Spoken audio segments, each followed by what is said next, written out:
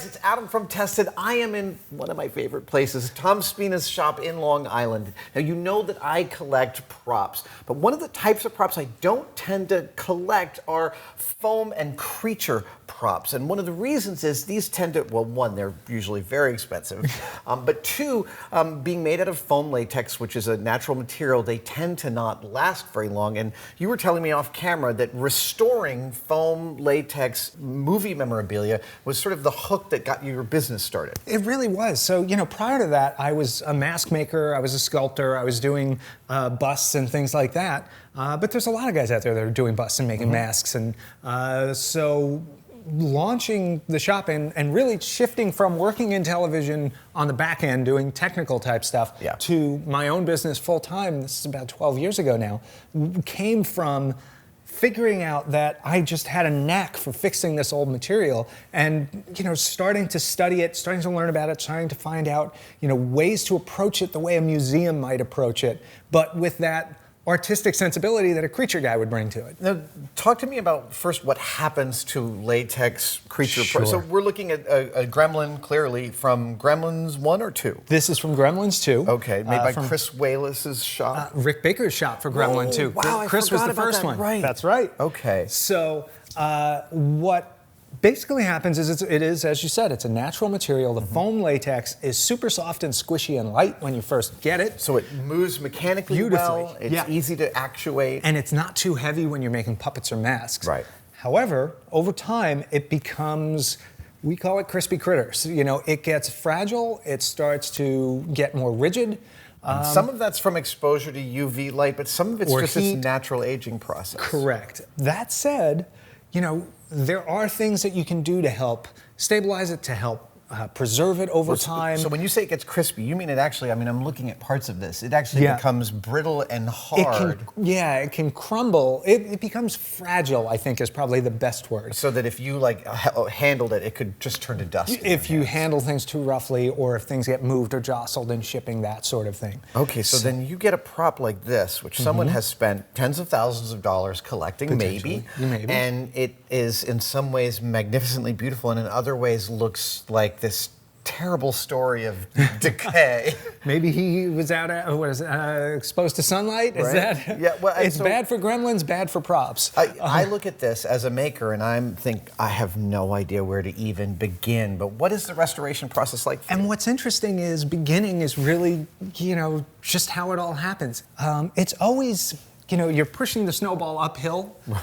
But there's always a peak. Okay. And at some point in that process, everything just looks so daunting until you start, and then things start piecing together. Pat, who works with us at the shop, Patrick Louie, is famously thrilled with the little bag of pieces that we tend to get with every piece that comes in. He'll start to puzzle piece them together. But then what we do is we just carefully clean the whole thing, we seal any of the exposed foam, and we go in and we start to rebuild. And do you have a meeting at the beginning about what the approach should be? Usually it's a long conversation with the client, because some people will want it preserved as is. And some people will want it brought back to what it looked like on set. Correct. And some people want to push even further than that, but we always try and pull them back. Right. I personally like to do, as what's further than has it looked on set? I guess sometimes people just like it to look really fresh and new. Because even on set, these things have some wear and tear on them. Absolutely. Also, we know that paint jobs for movies often look better on camera than they do in person. And so some collectors might ask you to do a more subtle paint job. Or they'll want something that's colored more like the grading in the film sometimes. Okay. Luckily, that's really rare that we get someone that really pushes through on that. Almost always, we're doing what's been termed sympathetic restoration. Right. And what that means is we'll go in and something like one of these cracks or these, we'll patch that over, and it's very much an interpretation of Jack Pierce's old technique. I thought initially going in, Jack Pierce, the famous makeup artist from the early days of film, hero to Rick Baker and Dick Smith. And you see what people like Rick even do with cotton and latex buildup and things like that. And you look at what Jack Pierce was able to do with collodion and cotton and batting and things.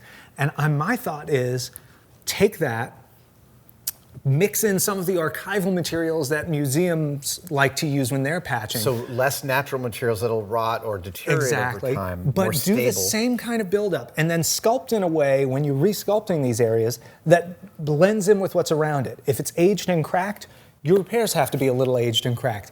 You have to, you don't sculpt like yourself anymore. You have to figure out, how do I sculpt like whoever made this? Right, so now I'm looking, when I get really close, I see there's parts that are missing here, but I see cracks here, and are you probably going to leave those These as will they all are? get left, yeah, absolutely. Okay. That's evidence that this was used, that's evidence of age, that's what makes this not a replica. That's what makes this cool, in my opinion. And I also see that you've got a technology here, the lock line, that is Yes. sort of a very gentle way to hold this in its correct orientation. So yeah, this is actually a really handy thing for makers. They call them clamps. They're actually this is made a product. Yeah, well, this is sort of our own version of it.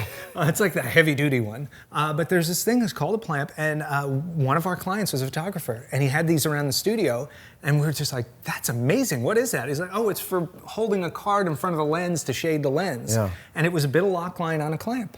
And so we said, well, we can make those. We got a few of the real ones, but we needed heavier duty ones, so we made a few of those as well. And so it really is clearly you're handling this as if you're a museum archivist. You have to, yeah, absolutely, because these are film history. These are art for our time. The people that made these creatures, especially the guys in Rick's shop on Gremlins 2, are some of the most amazing effects artists out there. Steve Wang, Norman Cabrera, I mean, Rick, obviously, tons of others. There's so many names I'm not mentioning here. But now, when you're done, this isn't going to move anymore. It's not going to ever articulate, even though there's mechanics in here from the original. We don't want to cause wear and tear on that foam. Right. So what we're going to come up with is a way to display this that will lock those arms into place. We'll gently patch all of the little areas, and then we go in, and this is the hard part, and Maria is at our shop spends a lot of time doing this, Melissa as well, carefully painting just the repair.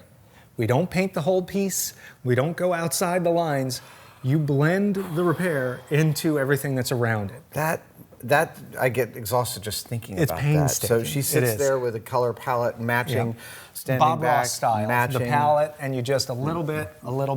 Oh my God. Okay, And that's crazy. There is one thing, however, on this fellow that will move, because his eyes happen to be a rigid material and not touching any of the foam. Okay. This brilliant little eye mech that they made for the movie still works, and we're making. That's so creepy. That's really upsetting. What?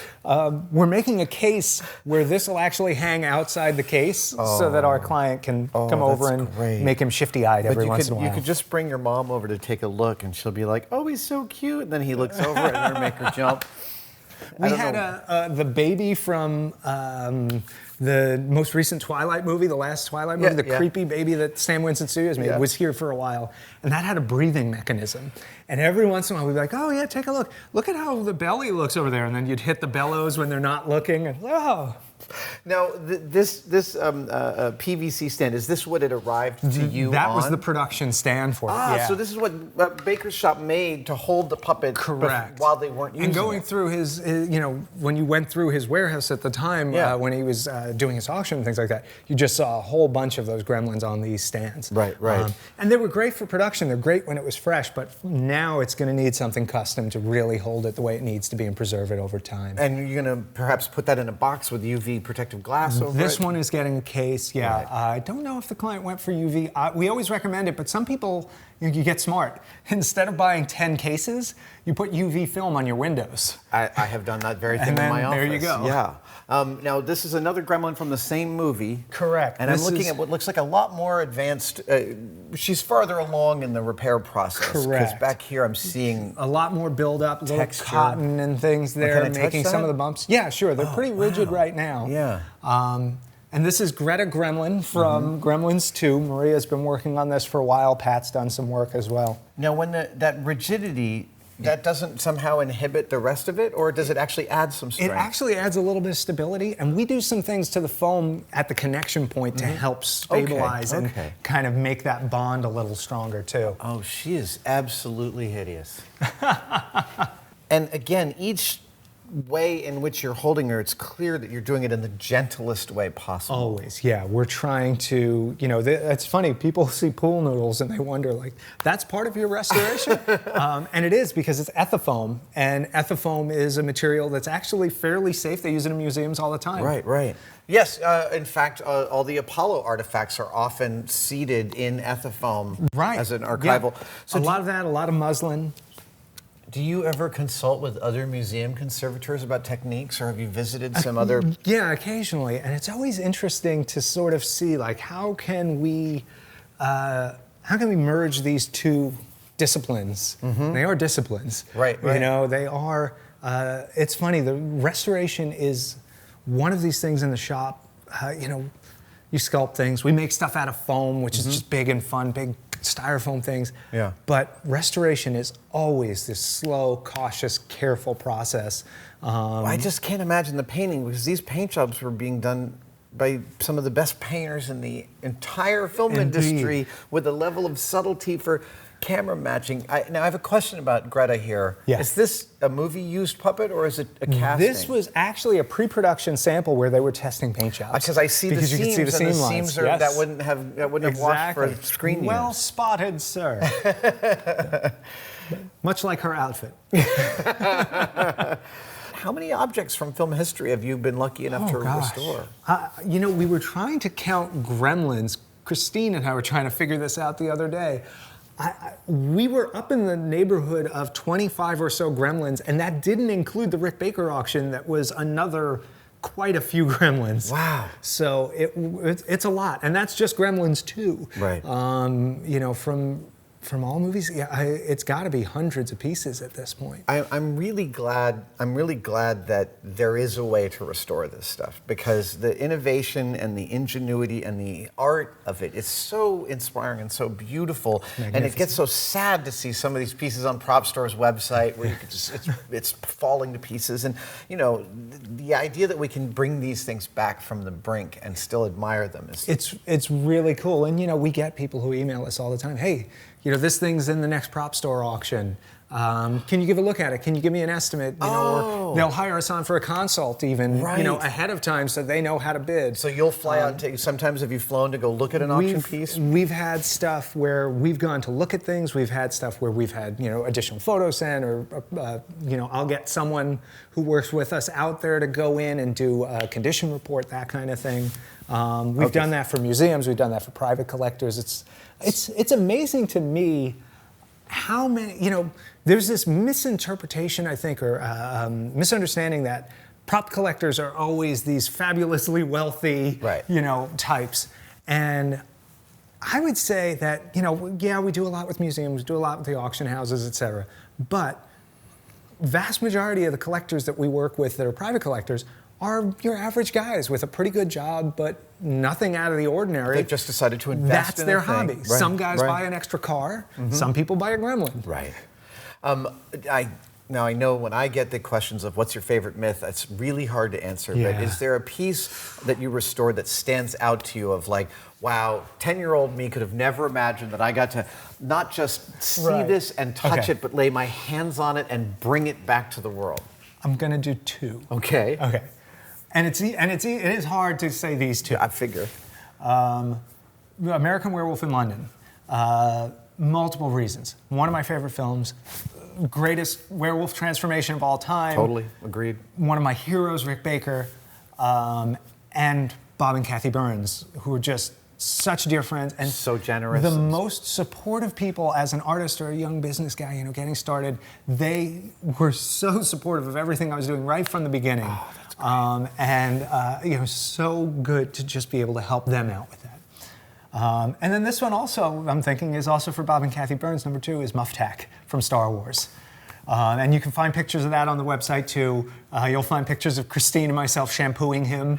Find Maria cleaning his hands very carefully. We are the few people in the world probably the only people who could say we have shampooed the original Star Wars Moff Tat costume. But we restored him inside and out, and he was really in danger of kind of going. He was starting to come apart at the seams. The foam on the inside was starting to come apart, and it was, you know, the sort of thing where if he was left for too much longer, it was going to be really tough to bring him back. But we got him at just the right time, and so cool. Like you said, 12-year-old me would not believe that my hands were on that thing. Well, when you and I were young people, movie prop collecting was not a thing. No. You could purchase some amazing pieces for pennies and pennies on the dollar that they cost now, but it's become a big industry.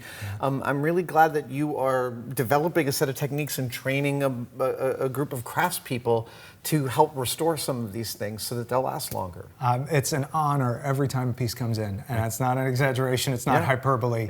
It's amazing every time we open a box and see something new. I can't imagine. Tom, thank you so much for showing me this process. Thank you, Adam. Great to have you.